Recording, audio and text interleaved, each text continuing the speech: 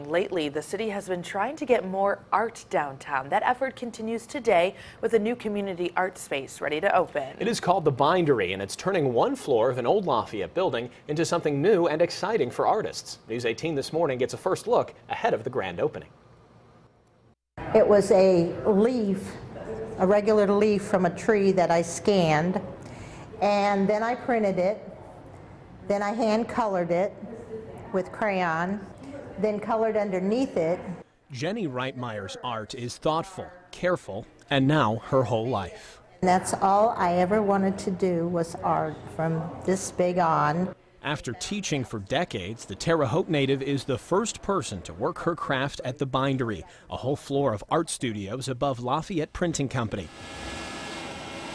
General Manager Angela Vincent says the idea came out of nowhere. Dave Sattler, his grandfather built this years ago in the 20s, and an artist was looking for a space to work in. The young man stopped in one day and said, "I like your building, I like downtown, it's historic, any chance you got some room for me?"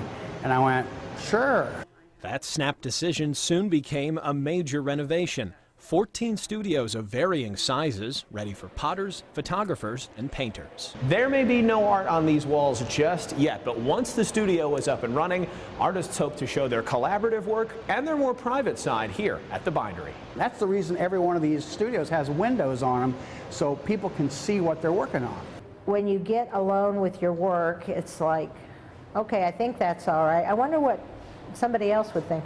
Reitmeyer will get reviews day and night. Starting at $175 a month, studios can be accessed 24 hours a day. Vincent hopes the Bindery makes Lafayette a destination for artists. It's time we step it up. Bloomington's really making great strides. You know, I mentioned the Harrison Art Center before, doing really great. That's what this spot can be. This spot, at least for Reitmeyer, is just somewhere other than her apartment. I'm not thinking about the laundry that needs to be done right now. I'm not thinking about dinner that I have to make. Sattler says his grandfather would be proud of what he's done, riding a national wave of historic urban studios. Communities have done this before. They take a space and they repurpose it, and artists love it because it's the real thing. It's almost unreal for Reitmeyer, who is surprised this artful idea made it on the canvas. Things like this are in larger cities, and I never thought anything like this would be here. So it was really, oh my gosh, it's like everything I was kind of looking for.